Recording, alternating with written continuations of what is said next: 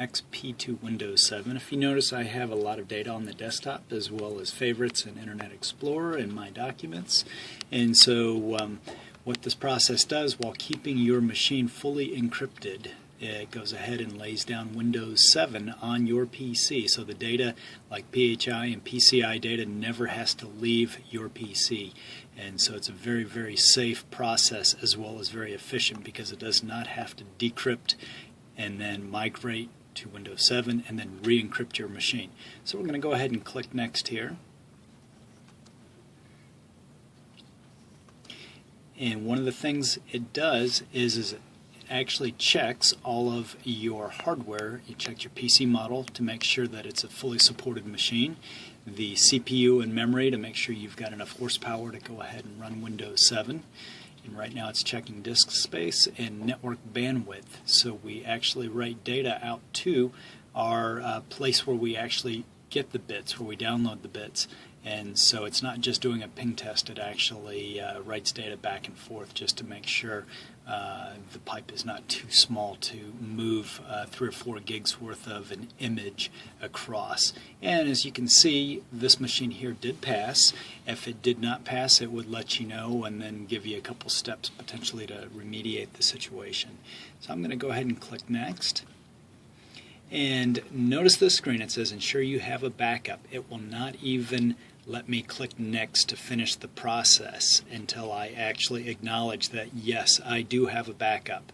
If I do not have a backup, I can click right here to obtain a temporary backup account. This will take you to a page, in fact I will click it, and it will take you into the registration site into Connected, where you can register and download the Connected backup software, and it is only good for 30 days. And so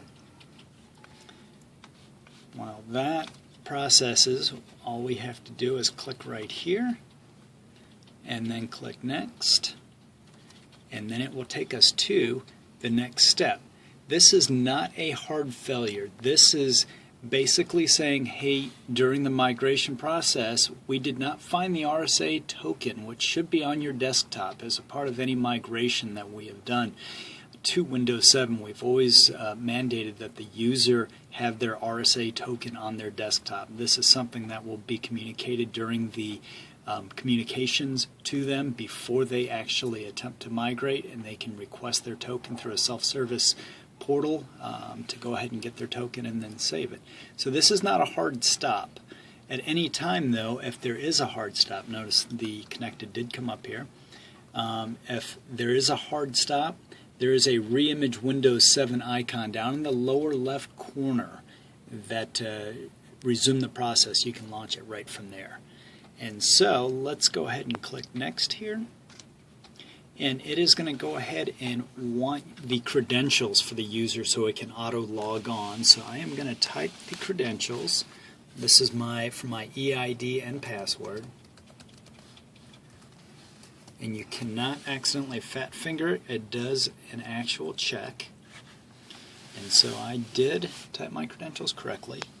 So I'll click Next.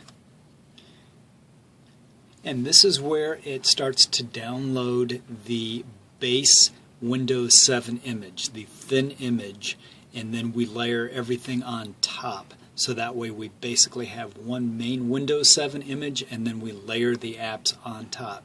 This process here takes about 10 minutes or so, so we're going to pause the video and then we'll see you back shortly.